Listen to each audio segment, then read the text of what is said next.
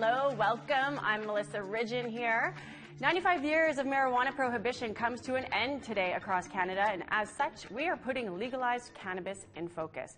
We want you to join in our conversation. Our phone lines are open. You can call us toll-free at 1-877-647-2786. You can also tweet us at APTN InFocus. Before I introduce you to our guests, let's set the scene. October 17th is a historic day in Canada. It's the day recreational marijuana became legal across the country as people waited for the stroke of midnight. The first people to purchase legal weed were in Newfoundland and Labrador. Ian Powers in St. John's was the first person in Canada to purchase cannabis legally.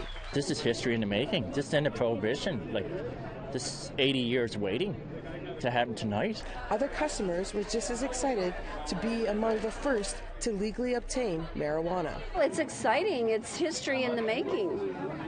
It's legal, and it's just wonderful to know that people are going to get good products and it's not going to be laced with things that will hurt them. And looking forward to being able to do this for the first time without having to be looking over my shoulder. It's important to be here tonight because it's another era of, prohibition being lifted, and I can be able to tell this to my grandchildren one day. Cannabis events are happening across the country as stores open. Online stores have already been selling out. Joining us now in studio is Opaskwayak Cree Nation Chief Christian Sinclair. He represents one of the 3 Manitoba First Nations who have partnered with National Access Cannabis to open up on-reserve retail stores. We also have Mark Gallagher, the CEO of National Access Cannabis, and Matt Ryan, the Vice President of Marketing for National Access Cannabis, which is partnered with Opaskwayak and also Nelson House and Long Plain First Nations. Thank you guys for joining me. So National Access Cannabis got into this business long before now, and it was through the medical vein of, tell me how long you guys have been in this business for. Well, we've been operating since 2015, and we've been operating brick and mortar cannabis clinics focused on helping patients to get legal cannabis from the licensed producers, which of course would be mailed directly to their home, and it would be their medicine to help them with their acute and chronic conditions. So then in 2016, when we have this election promise that legal recreational weed will be made legal, you guys are like, well, we're already kind of in this business. It seemed like a natural. Yeah, we were in a parallel path, absolutely, where we're all about social responsibility and safe access to cannabis. And so we made a conscious decision as a company to continue down the medical path, but also expand into recreational cannabis, being a retailer and having brick and mortar actual retail stores. So, and what made you, did you go looking for Indigenous investors, First Nations investment, or how did this happen?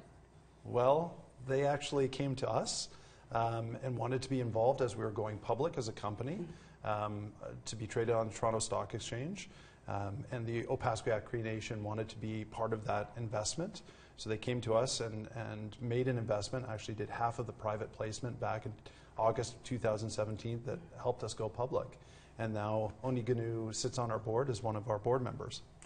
I interviewed before when I was with APTN Investigates when we were looking at what legalized marijuana was going to mean across Indian country in this country. You had mentioned to me that the process that OCN went through to decide on whether they were going to invest in this emerging market or not. Can you walk us through how that went? Absolutely. You mentioned that when the federal government announced that cannabis was going to be legal, and they made it very specific and clear that Indigenous people would be part of this new economy. Seeing that announced at the national table and at the international table of the United Nations, we saw that as a great opportunity to get in on the ground floor.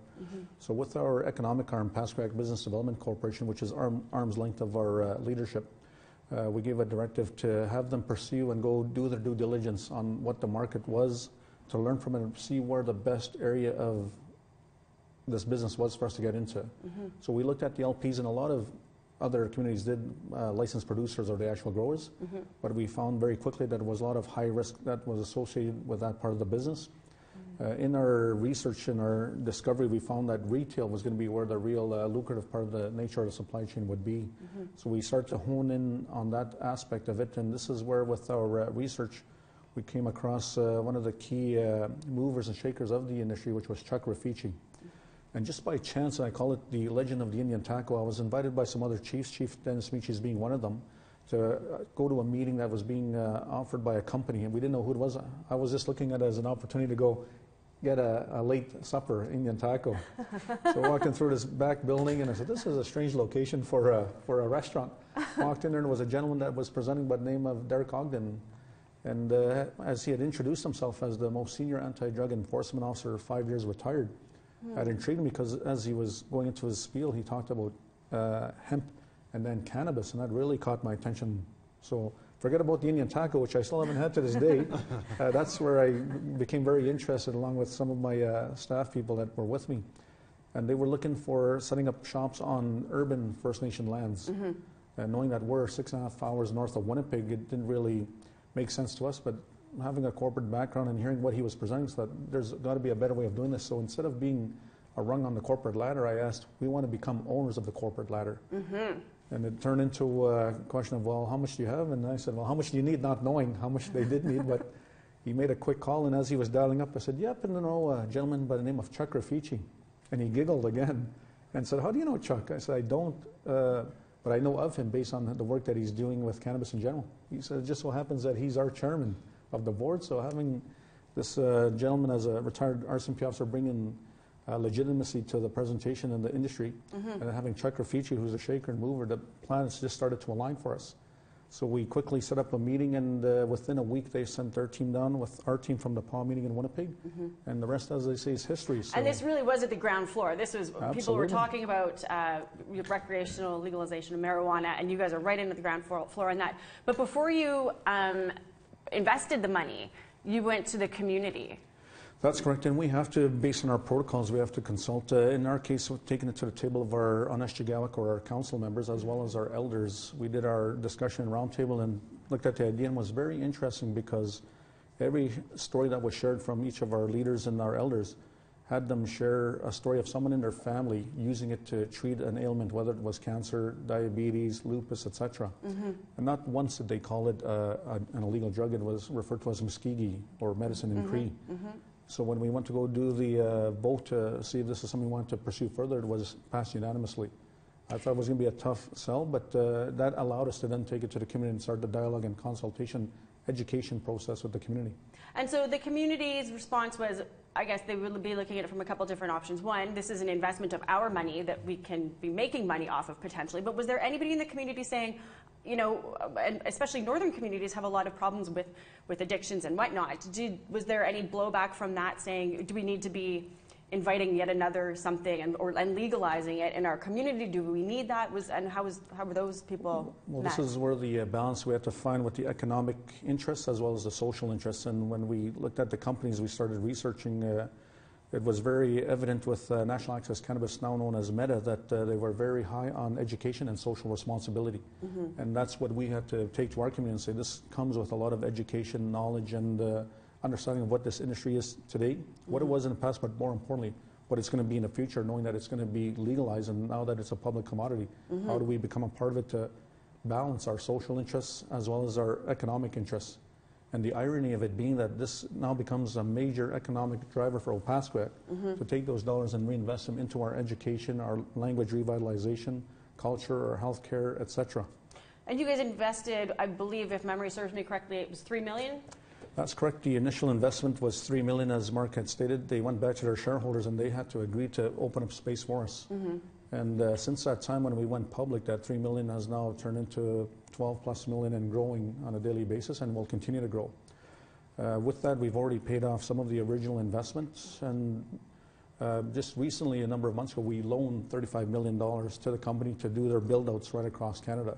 So we're looking at how many locations right now of build-outs? So we have right now 22 that are under construction that should be done by the start of November. And then hopefully with licensing happening in other provinces, that being BC coming on board and Ontario soon after that, we should hit 50 by the end of the calendar year, slipping into Q1 of 2019. And then as Ontario comes, we don't know if there's a cap, we don't know how many locations that we'll be allowed to do, but we're certainly going to maximize our footprint as much as we can. And just to make it clear, especially our own listeners from the Opaskwayak Cree Nation, that $35 million will come back to replenish back into our loan from the First Nations Financial Authority. And plus it comes with some lucrative interest and loan fees. So it's a very nice move on behalf of Opaska Recreation Nation that allows a win-win situation for the company as well as Opaska Recreation Nation. Right. Well, and I know from speaking to Chief Dennis Meaches too at Long Plain, he was saying that the money that they invested when they started getting a return on that investment, that it was going to go into social spending in that community. That's correct. Yeah. And that's the same as OCN? Absolutely, because we all know the shortage of revenues that come from the government. It's up to us and ourselves to be able to create those economic drivers to bring more revenues to sustain the needs and quality of life for our members. Yeah. So that's exactly what we're able to do.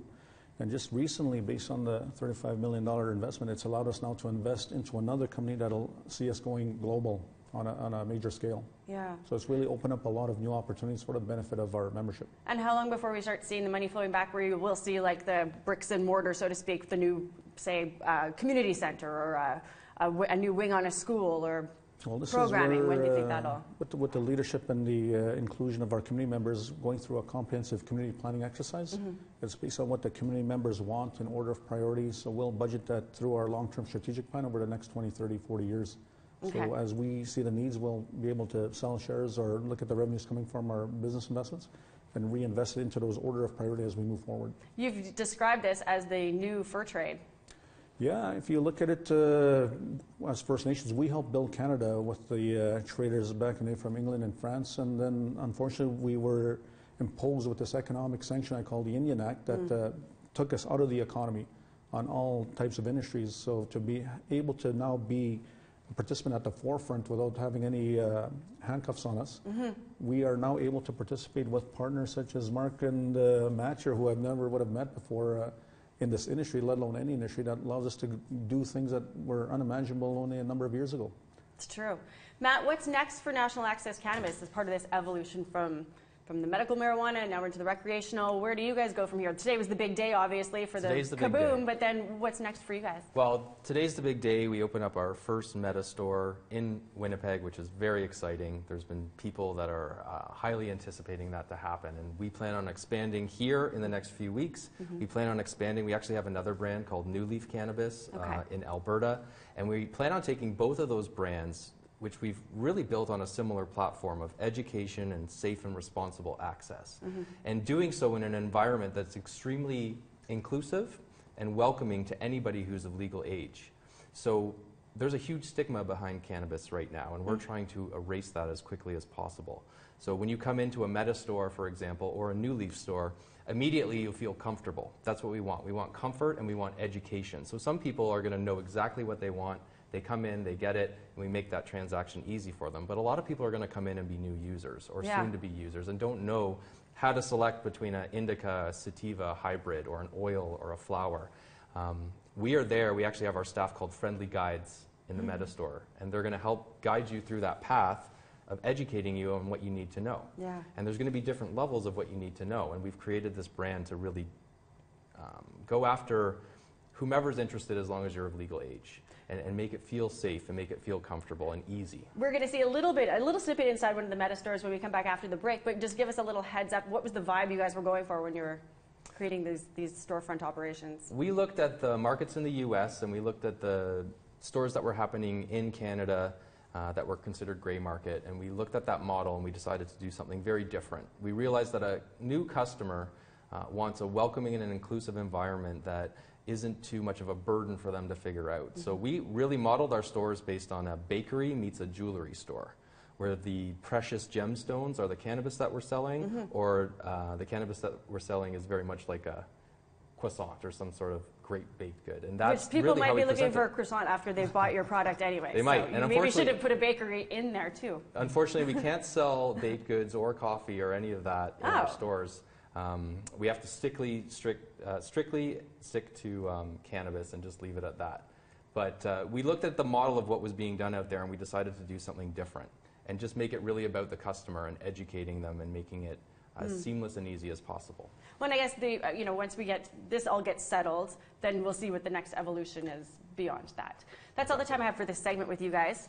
584 Pembina Highway, opening at 5 p.m. Manitoba time today. There you go. So we hope to see everybody there today. That's the Meta Shop. You want to say that again? What's the address again? 584 Pembina Highway here in Winnipeg, Manitoba. We look forward to welcoming everybody on this historic occasion today It really is Passport historic. Creation is very happy to see you there. Awesome. Thank you guys for joining me. When we come back, we need to take a break, but when we come back, we're going to be joined by one half of a Métis company that is in the recreational cannabis market and find out what you need to know before you go shopping if you're interested in trying out these new products. Stay with us.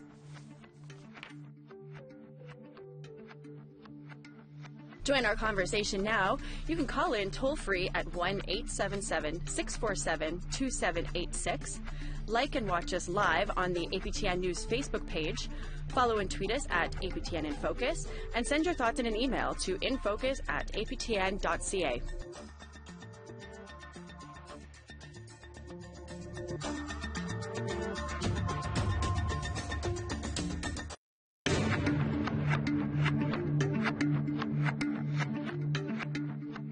Hello again. Let's go to social media right now to hear what some of you are saying about legal cannabis. We've got Simon. He says they're already in it, nothing new. We've got Rebecca. If they want to, why not? Tina James says, yes, it's a great income to get in on. This is to the question of whether First Nations should be getting in in the cannabis industry. This is answering that question. Sorry, I should have made that clear before. Dustin says, hell yes, we should be allowed to grow it on our own reservations as well. Stupid Manitoba, one place in Canada is doing it wrong. Jason has to say, more illegal now than ever.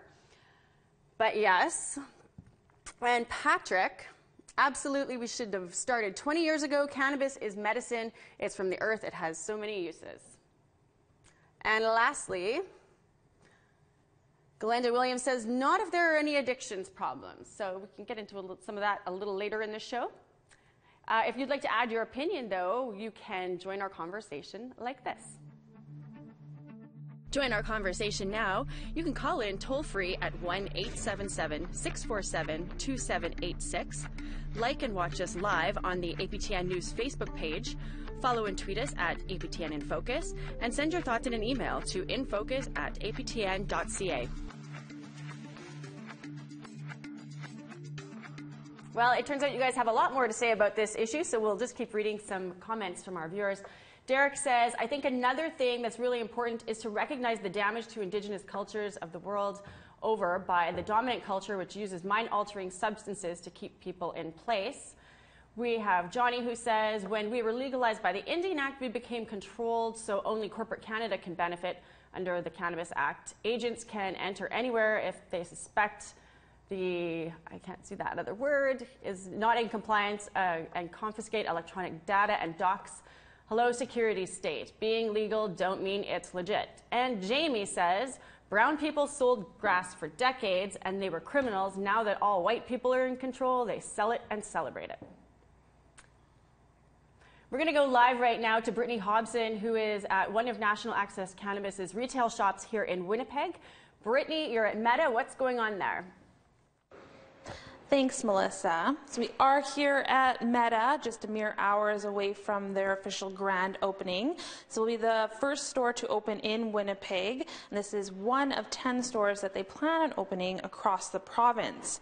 They've also teamed up with First Nations in Manitoba and will be opening 4 locations. That includes one on Opaskwayak Cree Nation, Long Plain First Nation, and Nitchissawayachik Cree Nation. Those are expected to open up later this year. I've been told from Chief Sinclair that the Opaskwayak Cree Nation one should be opening up at the end of October. Now in the store here just behind me, this is what customers will see when they come in. There are displays set up with product information, pricing, per gram, whatever the case may be. They will also have access to different tools to use for your smoking pleasures, and that will include rolling papers, bongs, and clippers, so that will be an option for them to purchase those here as well as some product. So when customers first come in here, they'll be greeted by friendly guides, which they can choose to speak with those friendly guides. If not, they do have stations set up with tablets that they can peruse themselves and get a little educated on the different types of strains and different products. That will be an option here. So that is set to open later today. They'll be having their grand opening just before 5 Central Time. Again, that's the first of the Meta stores that will be opening in Manitoba. They're expected to have all locations open by the end of this year and one beginning of next year. We'll send it back to the station. Thank you. Awesome. Thanks, Brittany. Seven Oaks sells recreational cannabis and is owned by Grant McLeod and Miles Fontaine, both Red River Métis. The company name was chosen as a nod to the strength of Métis spirit seen at that historic Battle of Seven Oaks. Miles Fontaine joins me now in studio. Hello. Welcome. Thank you. So today, I mean, a lot of cannabis users are rejoicing that they can finally do what they do. Yeah. And they're no longer breaking the law by using cannabis products. But there's also people who are going to choose to, now that it's illegal, well, I wonder what this is all about. And those people might not know what they're getting themselves into. But that's what you guys do. Yeah. There's a little bit of education that goes along with your products, and I want you to kind of give us Cannabis for Dummies, or Cannabis 101, however you want to word it. Okay. Cannabis for Dummies, maybe a little bit broad, but we'll see what we can do. Specifically, cannabis is a plant, as we know. It's grown in a lot of variety of different mediums. The two main species of the plant are the indica and the sativa plant, but the majority now that we're finding are hybrids. Hybrids across between those two species that we just discussed. Okay. And that's what gives you the variety of different strains, the different products that you'll see out there, the different types of cannabis. And how do people know which strain they would want to buy? So what's involved in that is there's a profile on every strain. So a strain will have a unique profile, and that profile will have things like the cannabinoids. There's lots of different cannabinoids, but the two that that is focused on and known most about are THC and CBD. THC being the psychoactive and CBD being the non-psychoactive. But then past that, there's something called terpenes. And terpenes are found in all plants, and they're an organic compound that give the plant, or specifically in this case, the cannabis, its unique aroma and its flavor. And that's going to be a distinction between which strains that somebody might want to go with. As far as unique, consumers, new consumers going in, and how should they prepare themselves? I encourage all new consumers, somebody who's new to the industry or new to consuming cannabis, to really find out the strains that are available in their region. In the retailers and the allowable retailers that are in their cities and their towns, and then find out the strains and the brands and the licensed producers that are available there, and do some research online. For instance, at our website, 7-oaks.ca, we have a robust amount of information available to the consumer so that you can do that, equip yourself before you even head into the retail store. Okay. And this will tell you what you kind of, you had mentioned that there's different strains that have different effects or they smell a certain way. You can kind of pre-shop with what the type of high you're looking for by doing this. Is that accurate? You can do your due diligence, exactly. Do a little bit of reading beforehand. Equip yourself with some knowledge. I don't know, there is quite a bit to be able to know about before going in. And I think, to be able to consume responsibly and to be able to go in with a little bit of information at the beginning. But further to that, I know right now we wholesale we sell to the wholesalers, to the provinces. Right. But then that is also distributed to the retailers. And I know there's an extreme focus at the wholesale front with the provinces as well as with the retailers on customer education. So the retailers are really getting ready to be able to pass that additional information on. So I say to do your research before, to give you some equip yourself with some of that information in advance. Right. But then when you go in there, don't be scared to ask a lot of questions of the retailers. As far as our brand, we're trying to pass on as much information to the retailers as we can so they can better educate the consumer directly. How many products do you guys sell? So right now we have 3 strains available, and every strain is available in a 1 gram and a 3.5 gram SKU. Okay. We're tracking for about December timeline to have oils available as well. So we'll have 2 oils available in the December timeline. One will be a high THC oil, and the other will be a balanced 1-to-1. So high 10% THC, 10% CBD. Okay, and the THC is the one that makes you feel more things in your head, and the CBD doesn't make you feel anything? Yeah, so is that right? So the THC, you're right, is the psychoactive cannabinoid, the one that does have that psychoactive property to it. Mm-hmm. And then the CBD has doesn't have the psychoactive properties, but it has a whole host of other known benefits. Okay, Yeah. We've got a caller. Excellent. This is Charlie from BC. Charlie, are you there? Yes. Hey, how are you? All right. How are you guys doing back there? We're doing great. What do you have to add to the conversation? I wanted to mention about cannabis that's been legalized. My grandfather mentioned way back when we were young children, that if you speed growth a plant, and you see it in today's farming, that they add all these pesticides to grow. Now people are suffering from cancer to that. Now, I'll tell you this, cannabis needs to grow in natural light, not electricity light. My grandfather told us, when you speed growth a plant, it's going to develop some type of oil. And because of the consumption of all the cannabis today, it's getting out of hand. But when you speed growth cannabis in a light, not natural light, it'll develop a certain oil, a type of oil. And our health people in Canada have not yet experienced this new disease that's going to be happening in cannabis because of the speed growth. And people are going to suffer today, especially the young people. Yeah, we'll be getting into that a little later in the show about young people using this. Thanks. You know what? Thank you so much for calling. We've got to go to another caller here, though, Nancy, and we will be getting later in the show, we'll be talking about cannabis use with young people. Now we have Nancy calling from somewhere in the north. Nancy, are you there?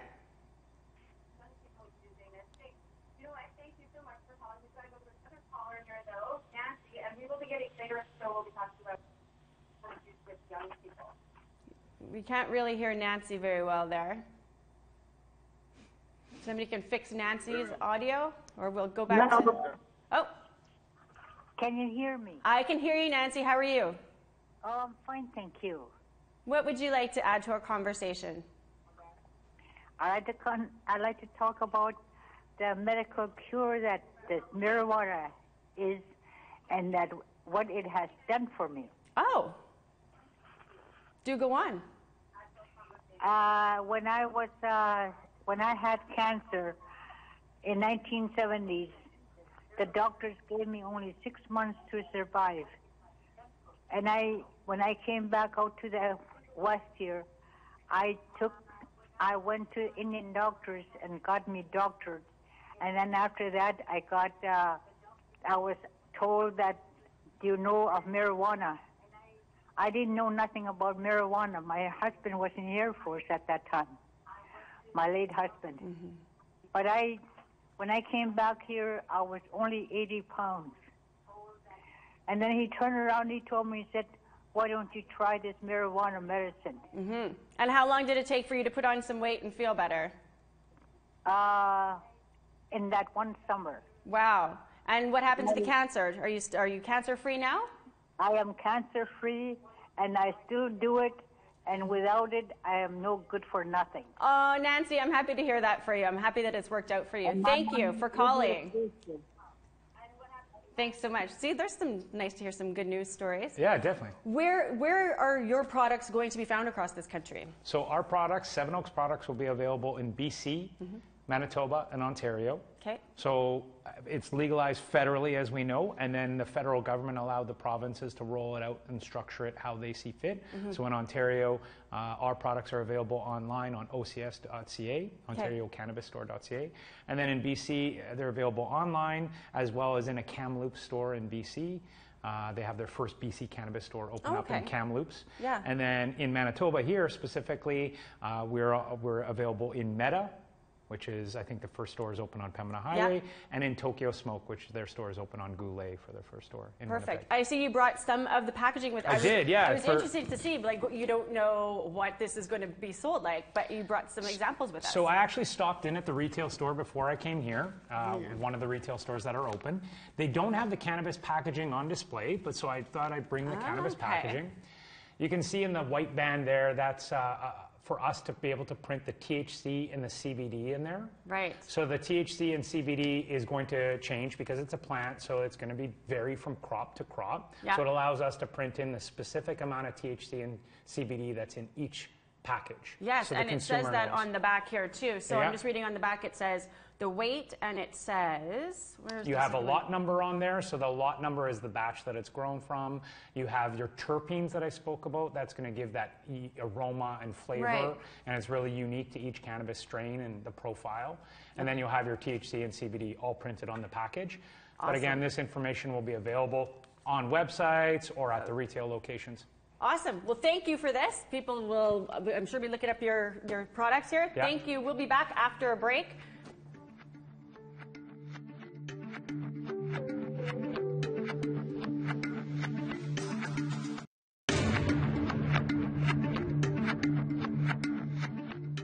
Hello, welcome back. Louise Rumford is a Métis woman living in a small village called Burke's Falls. It's some 300 kilometers north of Toronto. She's a longtime medicinal and recreational cannabis user whose home has been twice raided by an OPP drug squad for growing her own weed for personal use. I spoke with her earlier this week about the end of prohibition on marijuana and what it means to her family. So hi there. You're a marijuana user. You were growing your own plants at home in a small village that you live in between Toronto and North Bay. Tell us what happened in 2008. Well, 2008, I was growing. I was having a few plants of my own for personal use, and unfortunately, in the middle of the afternoon, I was raided from my local OPP and drug enforcement unit in a larger city that's close to me, and apprehended my husband and I and took us to jail. Well, you were in the shower when they raided us. Yes, I was. I was absolutely in the shower, and when I heard the door and my husband, you know, saying "come in," kind of thing. And it was more of a crash and a bang, and then all these officers came in. I stepped out of the shower, and I was thrown to the floor, naked, handcuffed, with a knee on my back, and amongst all these men and two women.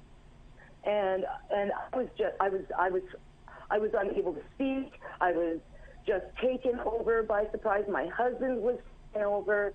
I mean, my dogs. It was just it was a real mess, and they took us in. They wanted to know where all the drugs were, and they were yelling and cuffing and all of that when they could have really knocked on the door and had the same end result. You know, they would have got my marijuana anyway, but they had to forcefully come in and apprehend me like I was some monstrous person, and raided my house, trashed my whole living area, tased one of my dogs. I mean, it was remarkable. My children came home, and there was nobody here but a mess left from the police. And how old were your kids at the time? 13 and 16. So when we had been released, we had to come home and obviously let them know, you know, the extent of our situation. Well, and they must have been terrified to come home from school and you find your home ransacked, turned upside down, and mom and dad are nowhere to be found. Yes. I mean, they were beside themselves. You know, they didn't know where we were, what had happened to the house. If it wasn't for living close to my in-laws, I mean, there would have been nobody to tell them what happened and what was going on. And what drugs did they find? They found marijuana. Yeah. That's all they found. And how many plants was it that you ended up being charged with? I had plants in dirt, in soil, in individual pots, and I had 15 of them, and then I had some being dried, hanging up on a line, and so I believe, you know, they classified it as like $50,000 worth of marijuana, when in fact it certainly wasn't, nothing touching that. Right. Yeah, it was all medicinal. So what was the charges, and how did you deal with them? That I took were cultivation and production of illegal substances. And I just wish that would just say marijuana. Production of an illegal substance is a really you're cutting out a bit again, Louise. Yeah, cultivation and production. You're cutting out a bit, Louise. Okay.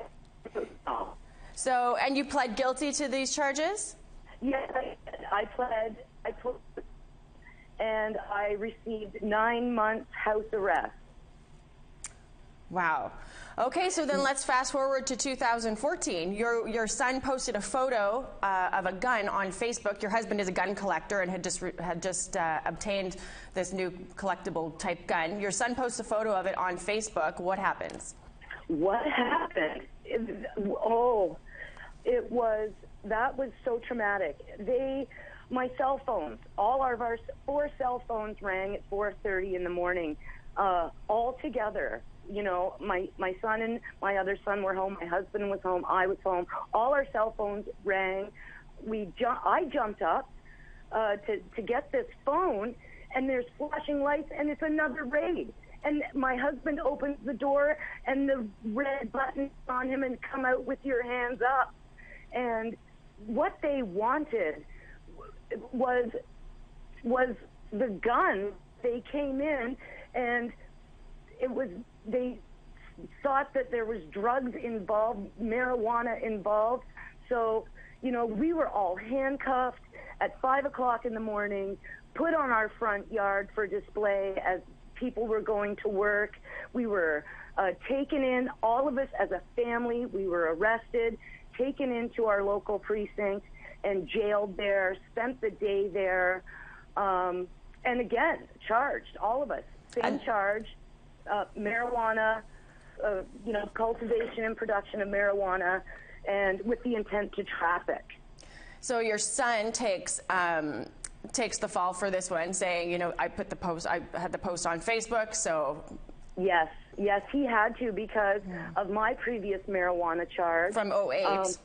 Yes, in 2008, I had a very good chance of going to jail for a year. Yeah. You know, if I claimed this charge.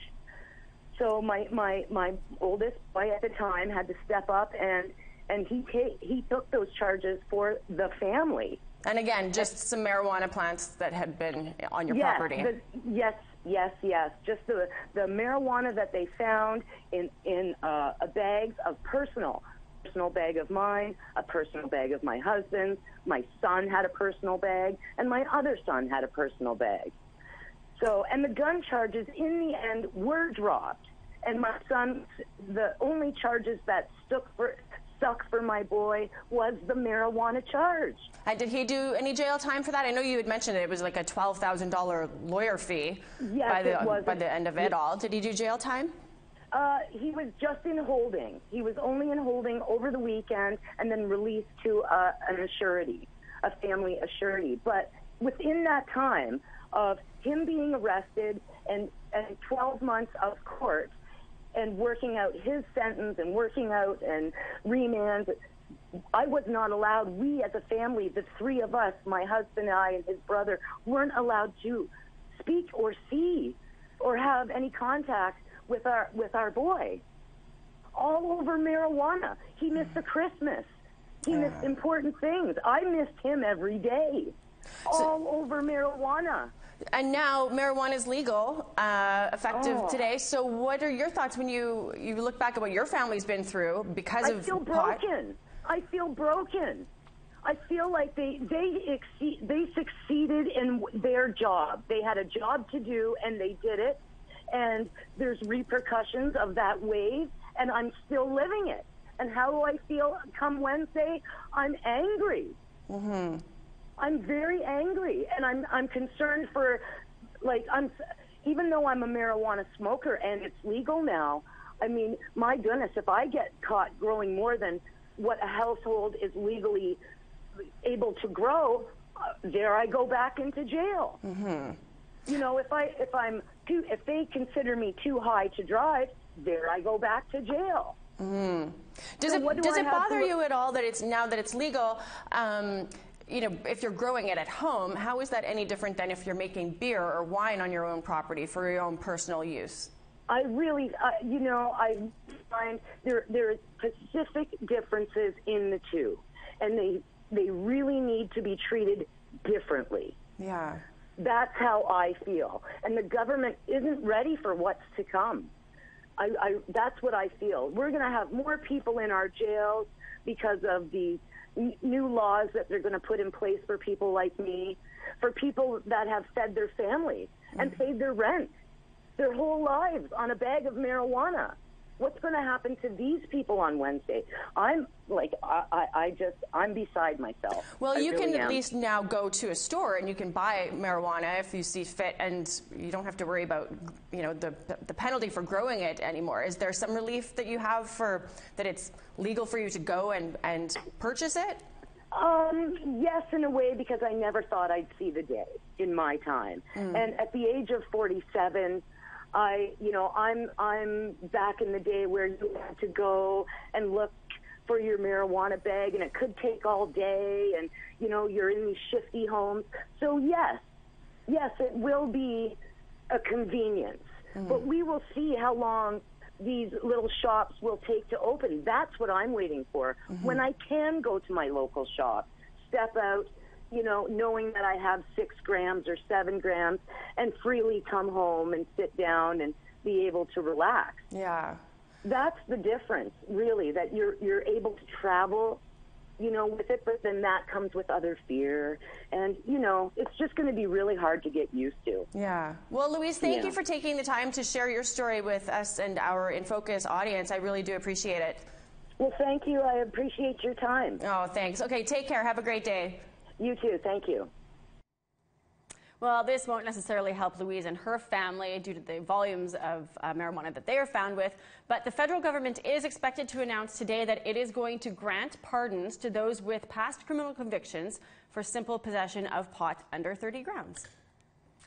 So here's something else that is sometimes overlooked in this whole discussion, especially when it's, you know, the celebration of the end of cannabis prohibition for many people.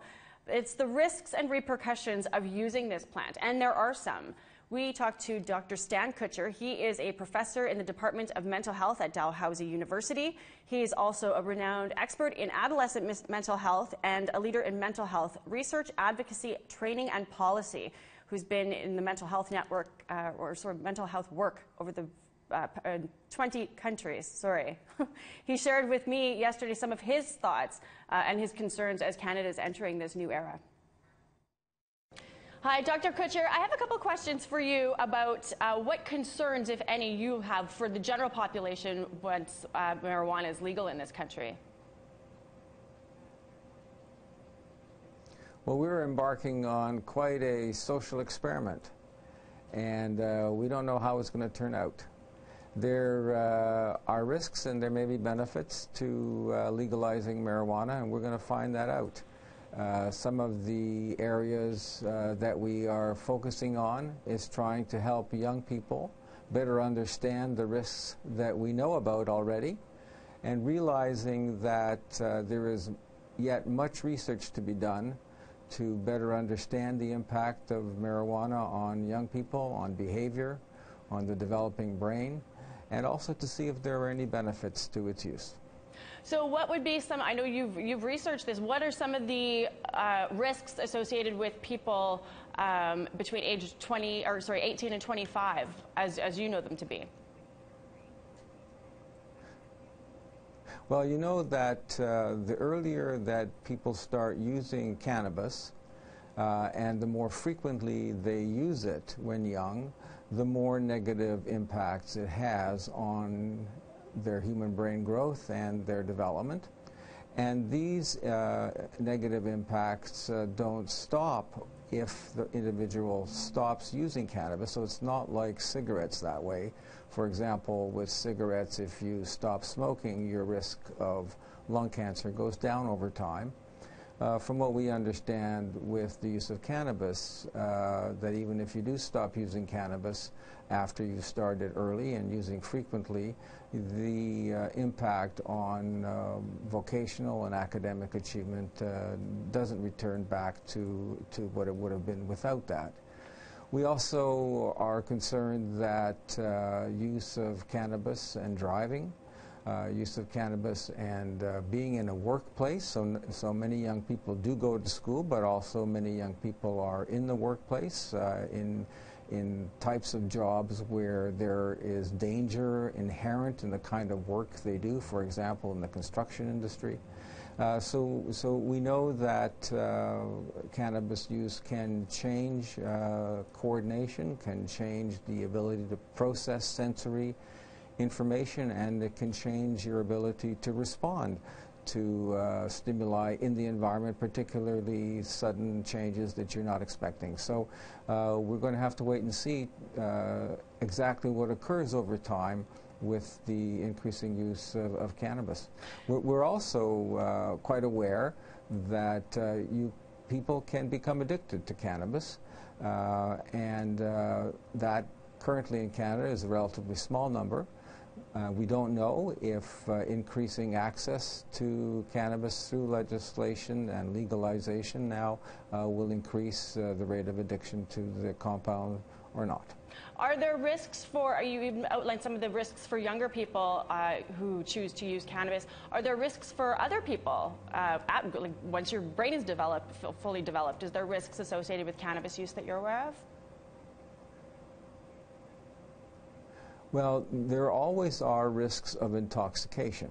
So the risks for people who aren't young, so people who are older, middle-aged, even people my age, which is past middle age now, there are always those risks associated with intoxication and being in situations in which you actually need to have all your facilities about you to be successful and safe. So we are concerned probably about people who are working in occupations in which there are safety challenges, safety to themselves, safety to the public. We don't know what impact cannabis use has over long periods of time. We don't know yet what the threshold for impairment for cannabis would be, and whether that threshold for impairment would change depending on what occupation you're in. I frankly would not want to get into a plane being flown by pilots who have used cannabis in the last 24 hours, but I don't know how long a period of time they need to be cannabis-free before they're able to do the work that they're supposed to do. These are all questions we just don't have the answers to, and I imagine over time we're going to find out those answers. The other thing that we know is that there are some mental disorders which can be precipitated by the use of cannabis.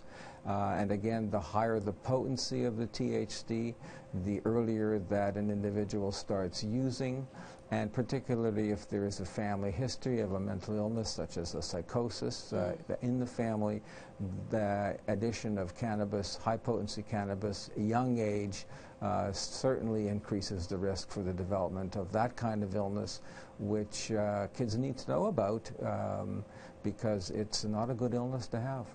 What advice would you offer to people who are going out to look to try marijuana products now that it's legal?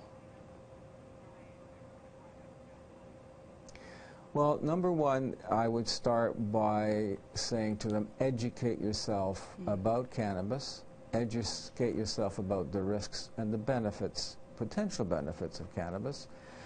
Go into this with a deep knowledge and not just a superficial understanding.